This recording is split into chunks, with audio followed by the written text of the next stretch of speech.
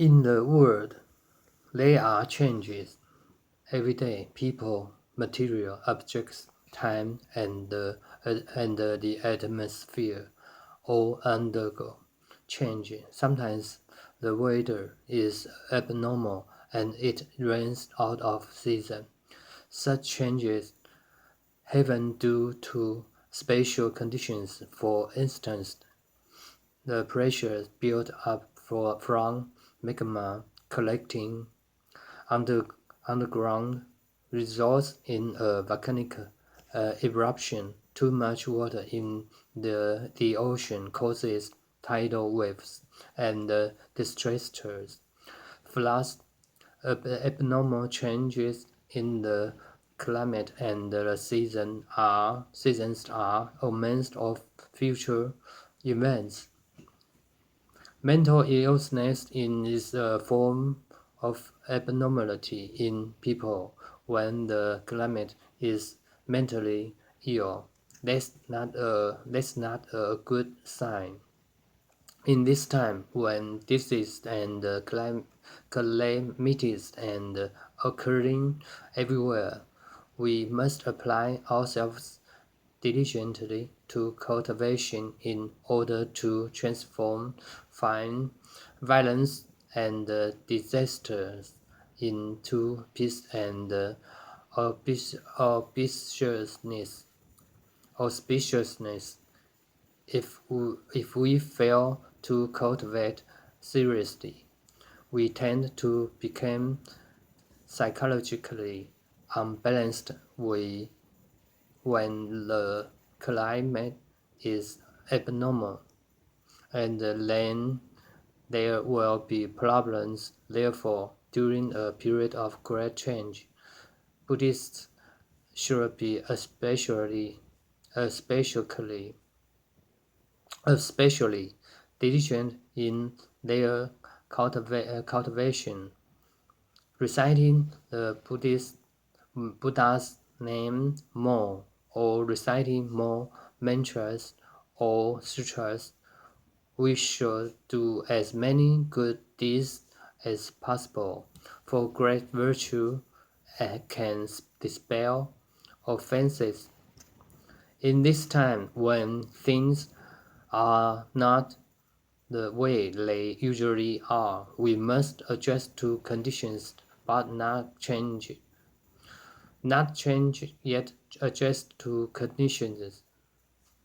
Most importantly, we should not lose our tempers.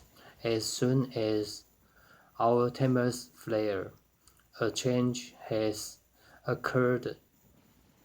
If we want to put an end to birth and death while still within birth and death, we must put forth great effort. In putting forth this great effort, we try to be true and honest in all that we do.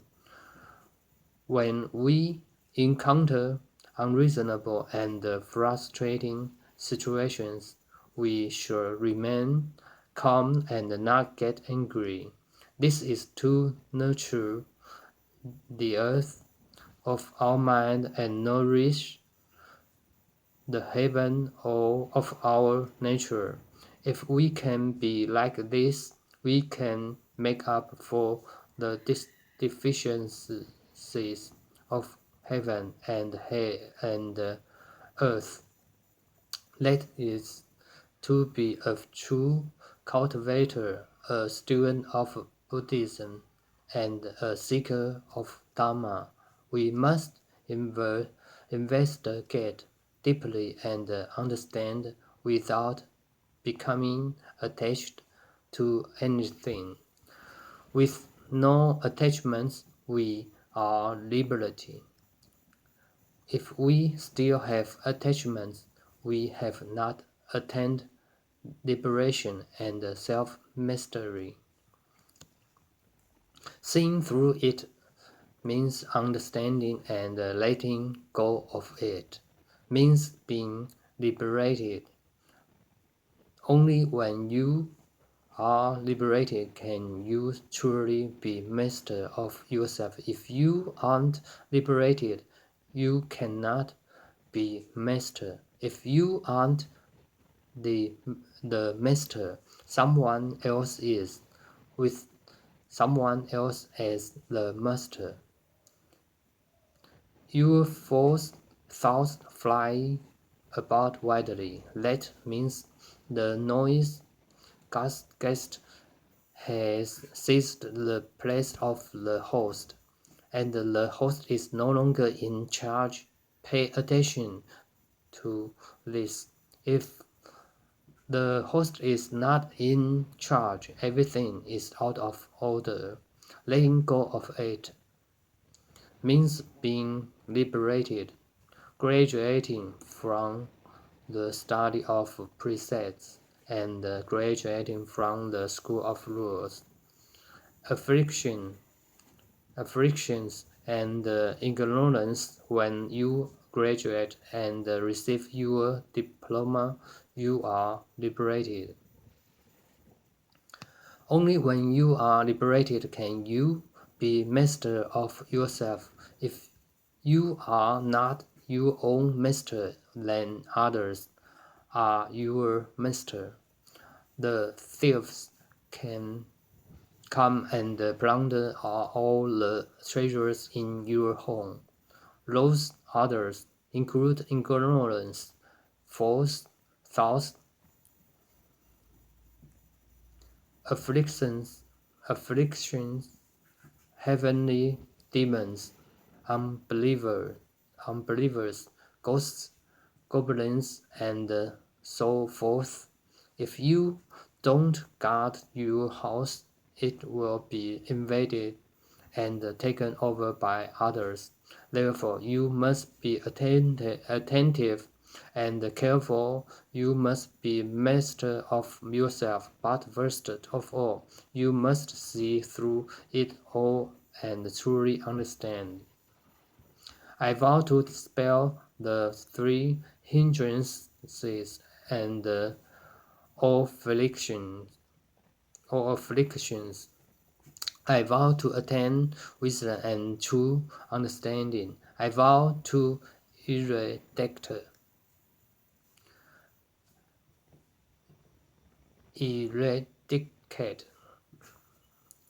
each and every day hindrance caused by offenses, and always walk the Bodhisattva path.